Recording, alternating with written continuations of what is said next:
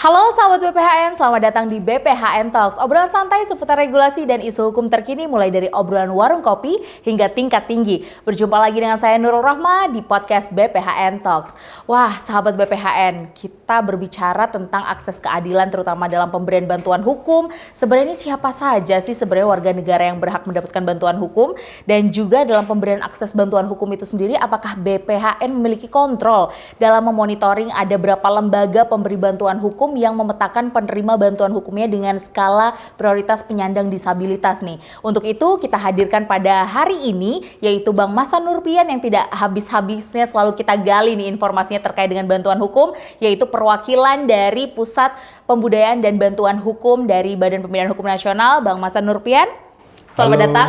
Selamat datang, selamat senja untuk sahabat BPHN semua. Bang Masan sehat? Alhamdulillah. Alhamdulillah sehat ya. Dikala kesibukan beliau ini, beliau masih menyempatkan diri untuk bisa kita ngobrol karena hari ini pada episode kali ini kita akan berkolaborasi dengan Silang ID, salah satu yang berangkat dari komunitas kemudian menjadi sebuah perusahaan profesional yang membidangi sebagai juru bahasa isyarat Indonesia, dan telah bersama kita yaitu Mas Bagja selaku co-founder dari Silang ID. Terima kasih banyak atas kehadirannya. Nah, telah hadir di tengah kita nih, tadi sudah saya announce bahwa ada Silang ID yang merupakan sebuah platform aksesibilitas bagi komunitas tuli atau bagi orang tuli yang menyediakan layanan juru bahasa isyarat. Dan dari apa yang kami riset, ternyata Silang ID ini berangkat dari sebuah komunitas tuli, dan ketika kita berhadapan dengan sosial nih, masih kita temukan adanya diskriminasi yang kerap kali dialami oleh teman-teman tuli. Dan apa yang dihadapi oleh komunitas tuli atau teman-teman tuli adalah salah satu bukti nyata akan dampak dari rasa asing yang menjelma menjadi ketidakpedulian oleh lingkungan sekitar kita. Nah, mungkin yang pertama kita akan ngobrol nih dengan Silang ID, yaitu apakah selama ini pernah mendapatkan klien yang mencari perlindungan hukum atau mendampingi? Ya, beberapa pernah, tapi kalau saya lihat posisi besarnya adalah jumlah tuli itu masih banyak yang punya hambatan, di mana masalah utamanya sebetulnya bukan tuli nggak tahu proses hukumnya, tapi akses informasinya yang mereka nggak ketahui gitu. Otomatis mereka punya cara berpikir hukum itu seperti belum penting, padahal karena mereka nggak tahu gitu. Itu jadi satu masalah yang menghambat teman-teman tuli untuk bisa mendapat penerimaan atau proses bantuan hukum.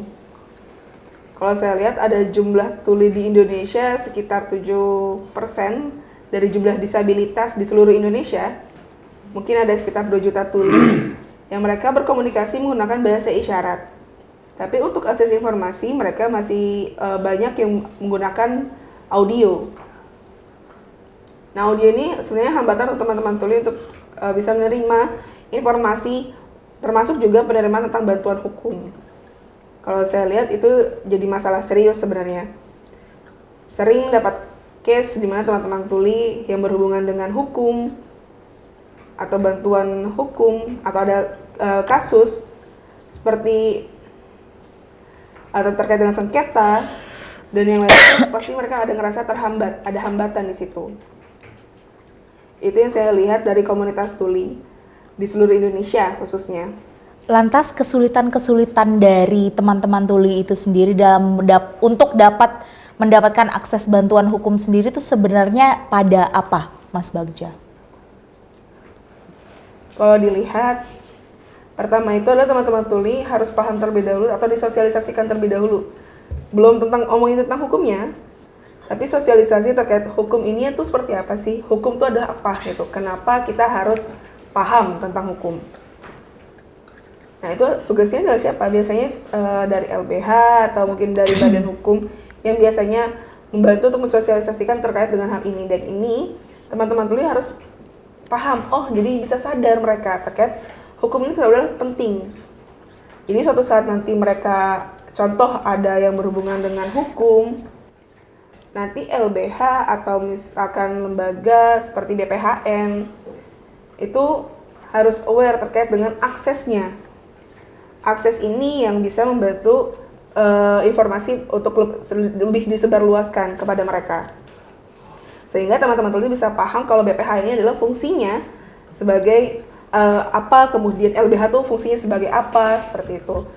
Jadi akan terkoneksi, jadi teman-teman tuli bisa sadar ternyata untuk pencarian bantuan hukum itu mereka harus kemana. Jadi memang nomor satu itu adalah harus sosialisasi. Tapi secara paralel juga diberikan aksesibilitasnya untuk mereka.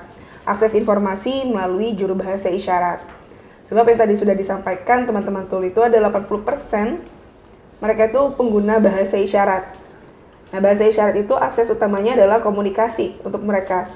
Jadi untuk proses informasi mereka membutuhkan juru bahasa isyarat untuk bisa lebih memahami terkait konteks atau informasi yang disampaikan. Oke, berarti yang saya tangkap adalah teman tuli ini sebenarnya bukan hanya membutuhkan awareness berupa pengetahuan tentang hukumnya, tapi juga bagaimana bisa memahami konteks dari pengertian sosial yang disosialisasikan itu. Betul sekali. Oke, jadi seperti ada dua pekerjaan utama, yaitu meningkatkan awareness secara pengetahuan sosialisasi dari misalnya kita katakan pemerintah, kemudian itu diterjemahkan dalam bahasa isyarat untuk teman-teman tuli dapat mendapatkan informasi terkait dengan konteksnya ini tentang apa, seperti itu. Oke, Betul. baik. Selanjutnya nih dari BPHN, yaitu Bang Masan sendiri. Kita tahu bahwa ada banyak sekali organisasi pemberi bantuan hukum yang bermitra dengan BPHN dan saat ini tentunya sudah terakreditasi dan terverifikasi seperti itu. Lantas nilai apa atau himbauan apa kepada PBH untuk dapat memberikan kemudahan bagi kelompok rentan khususnya penyandang disabilitas atau teman tuli?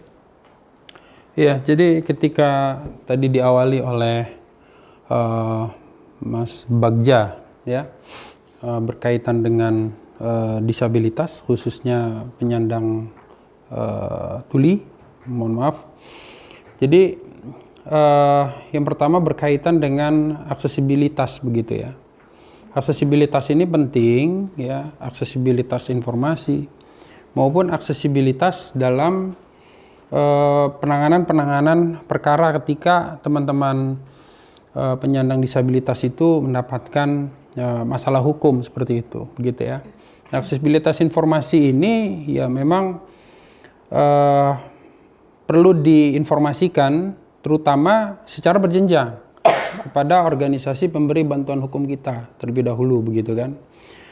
Setelah bagaimana mereka memahami kebutuhan bantuan hukum bagi penyandang disabilitas, begitu ya. Termasuk tuli begitu ya. Ketika mereka paham, ya mereka menyampaikan juga kepada masyarakat berkaitan dengan hal ini seperti itu ya. Nah, kita memiliki program bantuan hukum dengan dua kategori begitu ya. Pertama itu berkaitan dengan litigasi dan non litigasi begitu. Nah, yang litigasi ini ada penyuluhan hukum, pemberdayaan hukum masyarakat begitu ya. Jadi bagaimana organisasi pemberi bantuan hukum yang aware terhadap penanganan atau penyelesaian perkara atau bahkan kegiatan-kegiatan yang sifatnya preventif begitu ya. Ini sudah tahu nih sebenarnya kantong-kantong orang yang dengan penyandang disabilitas itu di mana saja begitu. Nah, ini bisa informasi ini kita dapatkan dari teman-teman Silang ID begitu ya. Teman-teman Silang ID menyampaikan kepada kita BPHN, di sini loh teman-teman tuli ada di provinsi ini, di kabupaten ini, begitu ya. Dan itu yang kita berikan informasi yang berkaitan dengan program-program bantuan hukum. Jadi ketika mereka berhadapan dengan hukum, mereka sudah terperdaya dengan sendirinya begitu ya. Dan mereka bisa melakukan langkah-langkah ya ketika mereka berhadapan dengan hukum seperti itu. Dan yang terpenting lagi ya, teman-teman tuli ini kan mungkin memiliki komunitas tersendiri begitu ya. Nah, kami ada program peningkatan kapasitas ya bagi paralegal ya. Yang berasal dari komunitas, kita berikan pendidikan dan pelatihan begitu ya, tentunya organisasi pemberi bantuan hukum yang menyelenggarakan. Nah, ketika mereka diberikan kompetensi sebagai paralegal begitu ya, minimal mereka mengerti hukum ya, dan juga tindakan-tindakan ketika mereka berhadapan dengan hukum begitu. Dan mereka bisa menyelesaikan perkaranya sendiri begitu ya, itu di luar pengadilan terlebih dahulu. Minimal dia bisa menyelesaikan segala perkaranya itu di komunitasnya itu sendiri.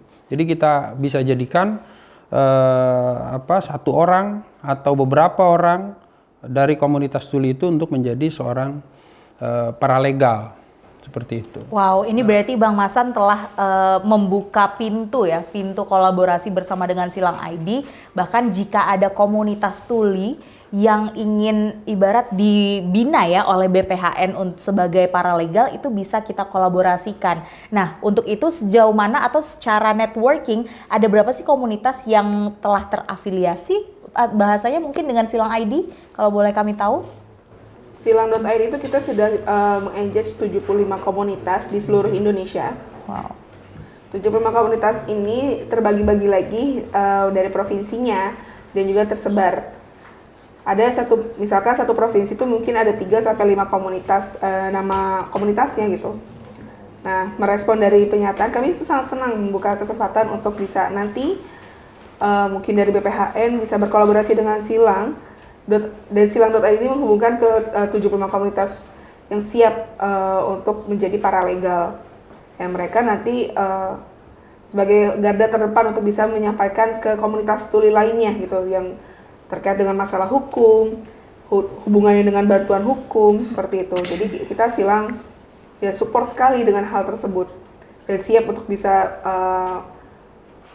melakukan hal tersebut supaya masyarakat tuli bisa sadar terkait dengan bantuan hukum. Baik, untuk pertanyaan selanjutnya terkait dengan upaya pemerintah dalam hal ini BPHN untuk memperluas jaringannya sendiri nih Kanda, untuk dapat memberikan akses keadilan bagi kelompok rentan khususnya penyandang disabilitas atau kelompok tuli, bahkan karena tadi kita ngobrolnya bersama dengan Silang ID yang memiliki jejaring dengan komunitas tuli di seluruh Indonesia. Apa kira-kira Kanda? Iya, ini penting ya. Jadi disampaikan ada sekitar 75 komunitas begitu ya. Saya teringat film Miracle in Cell. Miracle in Cell itu aktor utamanya adalah siapa? Masan J. Bastian. Masan J. Bastian ya, iya baik. Oke, nah beliau itu ya memerankan peran aktor utama itu disabilitas begitu ya. Nah, tapi di film tersebut itu memberikan gambaran begitu ya, bahwa hukum kita pada saat itu ya itu belum aware ya, belum akomodatif atau inklusif ya terhadap para penyandang disabilitas yang berhadapan dengan hukum begitu. Nah, maka dari itu tadi penting yang 75 komunitas begitu ya, itu bisa menjadi komunitas-komunitas yang terbentuk dalam satu wadah begitu ya, entah membentuk bantuan hukum LBH begitu ya, sebagai organisasi pemberi bantuan hukum, atau mereka berafiliasi dengan organisasi pemberi bantuan hukum yang ada saat ini dari 619. Jadi kita bisa berdiskusi kita telaah begitu ya, mana yang memang organisasi-organisasi bantuan hukum yang sudah existing begitu ya, yang aware ya, sesuai dengan visi dan misinya begitu ya, itu mengakomodir teman-teman penyandang disabilitas. Periode verifikasi dan akreditasi tahun ini ya, kebetulan tahun ini 2024 itu jatuh verifikasi dan akreditasi untuk menjaring organisasi pemberi bantuan hukum tahun 2025 hingga 2027 begitu ya. Kami melakukan asistensi ke beberapa organisasi pemberi bantuan hukum yang concern terhadap penanganan disabilitas ya. Alhamdulillah terdapat satu organisasi pemberi bantuan hukum yang concern terhadap penanganan hukum baik secara preventif maupun represif ya, dalam memberikan layanan bantuan hukum kepada penyandang disabilitas. Tapi mohon maaf belum bisa saya sebut begitu ya, karena baru selesai plenonya tadi pagi sampai siang begitu ya, karena belum ada SK-nya, SK dari Menteri Hukum dan HAM, tapi belum bisa kami sampaikan nama dari OBH tersebut begitu ya. Tapi kami mengakomodir dan memberikan afirmatif action terhadap organisasi pemberi bantuan hukum tersebut begitu ya. Apalagi disabilitas ini kan masuk ke dalam salah satu rencana aksi nasional HAM begitu. Jadi ada RAN-HAM itu ada anak, perempuan, disabilitas dan masyarakat adat begitu. Ya, disabilitas itu termasuk di dalamnya. Dan juga kami juga bantuan hukum disorot juga dalam hal pencapaiannya dalam RAN penyandang disabilitas, rencana aksi nasional penyandang disabilitas juga. Dan juga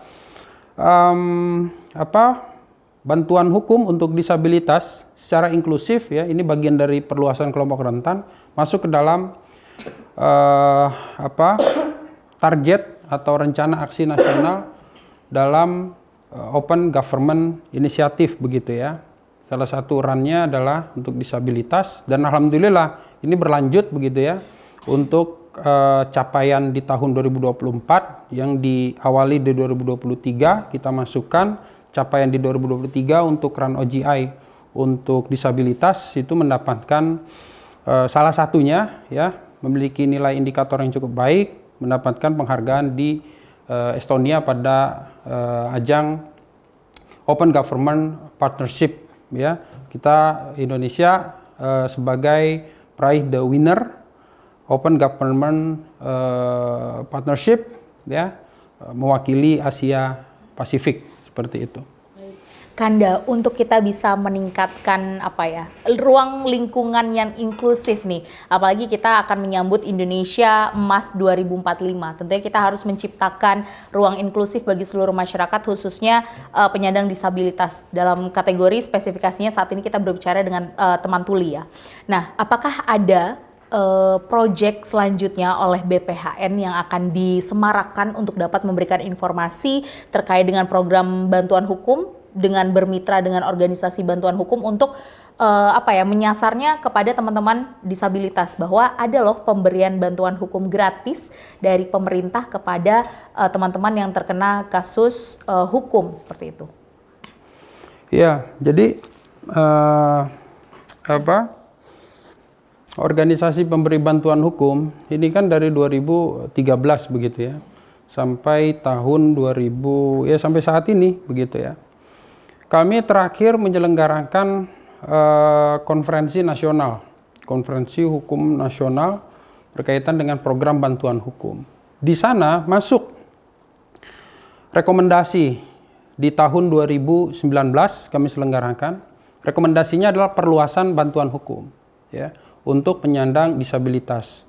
Sebenarnya bukan hanya disabilitas, kelompok rentan lainnya, ada anak dan perempuan begitu ya. Nah, di 2023 ya kemarin kita sudah menyelesaikan naskah akademik perubahan RUU bantuan hukum begitu. Dan itu untuk mencoba memperluas secara normatif begitu ya jangkauan untuk bantuan hukum, tidak hanya penerima bantuan hukum dengan kategori miskin secara ekonomi begitu ya. Tapi bagaimana kelompok rentan lainnya ya. Karena kalau kita melihat dari Human Right Reference begitu ya.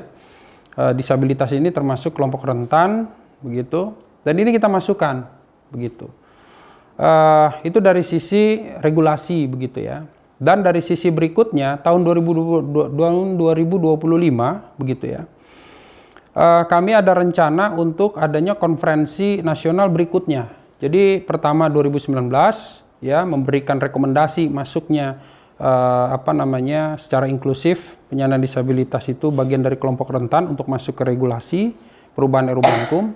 Nah, di 2025, organisasi pemberi bantuan hukumnya ini kan bertambah begitu ya, baru lagi begitu ya. Dari 619 pasti ada bertambah. Nah, bertambahnya mereka ya dengan akreditasi yang baru ini kita coba lakukan konferensi hukum berikutnya begitu ya. Nah, konferensi hukum berikutnya kita akan berbicara lebih substantif lagi begitu ya mengenai disabilitas ya untuk lebih aksesibel dalam menerima layanan bantuan hukum begitu ya. Namun langkah-langkah konkret di lapangan ini pun perlu dilakukan, tidak perlu menunggu sampai 2025 begitu ya. Kita ada jadi di bantuan hukum ini bukan hanya organisasi pemberi bantuan hukum, tetapi juga ada kepala desa atau lurah ya, yang kemarin 2023 ada hampir 300 dan 2024 juga kita panggil ke Jakarta hampir 300 juga. Jadi di total itu hampir 600 ya kepala desa atau lurah itu sebagai non litigation peacemaker gitu ya. Nah, mereka ini pun harus aware, harus paham terhadap disabilitas begitu ya, penyandang disabilitas ini seperti apa begitu ya, lalu terhadap bidang hukum ya, disabilitas ini harus diperlakukan seperti apa, layanannya harus seperti apa ya. Layanan hukum kan bukan hanya terhadap mereka yang berhadapan dengan hukum, tetapi layanan administrasi hukum itu pun juga penting begitu ya. Bagaimana mereka mendapatkan hak-hak administratif ke urusan kependudukan ya, urusan sipil begitu ya, dari pernikahan sampai urusan kematian begitu. Ini penting begitu ya. Nah, bisa kita lakukan ya upaya untuk asosiasi non litigation peacemaker ini pelan-pelan kita bentuk nih. Rencana tahun ini selesai kita bentuk. Nah, mereka begitu ya harus aware terhadap ini agar mereka bisa menyampaikan ke seluruh anggota NLP Association, Non Litigation Peacemaker Association begitu ya, kepada seluruh kades peserta Paralegal Justice Award begitu ya, agar mereka bisa menyampaikan ke masyarakatnya begitu ya terhadap kepedulian terhadap penyandang disabilitas. Bahkan bisa memungkinkan ya sarana dan prasarana ke desa itu begitu ya, kelurahan itu akomodatif terhadap rekan-rekan kita, teman-teman kita yang penyandang disabilitas begitu. Atau bisa jadi yang non litigation peacemaker, kades atau lurah ini ya dengan otonomnya bisa mengeluarkan produk-produk hukum begitu ya, entah perdes atau apa terhadap penyandang disabilitas. Nah, mereka bisa mengakomodir apa sih kebutuhan hukum disabilitas ini di level tingkat desa atau kelurahan seperti itu. Kalau dari apa yang disebutkan oleh Kanda Masan sendiri, sebenarnya memang sebuah PR yang besar untuk bisa kita mewujudkan akses keadilan, kemudian juga memberikan informasi hukum secara masif, dan dibutuhkan kerjasama yang luar biasa ya, baik itu dari kepala desa, dari pemerintah pusat, kemudian ke pemerintah daerah, tadi juga sudah disebutkan kepala desa, dan juga melalui komunitas-komunitas ini di berbagai daerah seperti itu, untuk bisa seluruh masyarakat khususnya penyandang disabilitas juga mendapatkan akses informasi hukum, terutama layanan bantuan hukum secara gratis ini. Baik, untuk Silang ID, apakah ada harapan dari Silang ID sendiri mewakili teman tuli kepada pemerintah khususnya yang membuka akses keadilan dalam hal ini program bantuan hukum? Ada harapannya yang mungkin kami melihat teman-teman tuli itu seperti masih menunggu untuk harapannya bisa dicapai, khususnya terkait dengan kesadaran tentang hukum. Tapi tadi penjelasan dari Pak Masan, ada sesuatu harapan yang memulai untuk bisa lebih aware, di mana kolaborasi kemarin kita berharap kolaborasi ini bisa konsisten, bisa bekerja sama dengan kepala desa dari pemerintah pusat, provinsi, dan yang lainnya, termasuk juga berkolaborasi dengan komunitas tuli. Yang diharapkan sebenarnya ada dua, diharapkan dari teman-teman tuli semua, ayo kita bersama-sama saling support untuk tidak seperti saya tidak mengerti hukum gitu, pasrah gitu kan, enggak, tapi kita nggak ada yang pernah tahu, siapa tahu kedepannya kita butuh tentang bantuan hukum ini. Dan ini kesempatan sudah ada kesempatan yang terbuka dari pemerintah, dari siapapun yang bisa berkolaborasi, dan diharapkan juga BPHN, terkait dengan harapan dengan BPHN, di sini sebagai badan yang langkah awal untuk bisa membantu mensupport ke masyarakat disabilitas, khususnya masyarakat tuli, untuk pemberian akses informasi yang seluas-luasnya. termasuk juga ke teman-teman tuli. Jadi keduanya ini bisa saling support dari komunitas tulinya dan BPHN-nya. Dan insya Allah bisa masyarakat jadi lebih inklusif dan bisa lebih setara. Ya. Kalau dari kita memang kayaknya Mas Bagja ya, baik itu dari Silang ID komunitas ataupun sebenarnya banyak sekali orang di luar sana, sahabat BPHN, kadang kita itu belum peduli dengan hukum ketika kita belum berhadapan langsung dengan kasus hukum. Sehingga sebenarnya tugas berat untuk bisa memperkenalkan hukum, kemudian bagaimana mendapatkan akses pelayanan hukum itu sendiri ketika kita memang belum ada kebutuhan nih. Untuk kita belum butuh, ngapain kita mencari tahu, kadang seperti itu ya.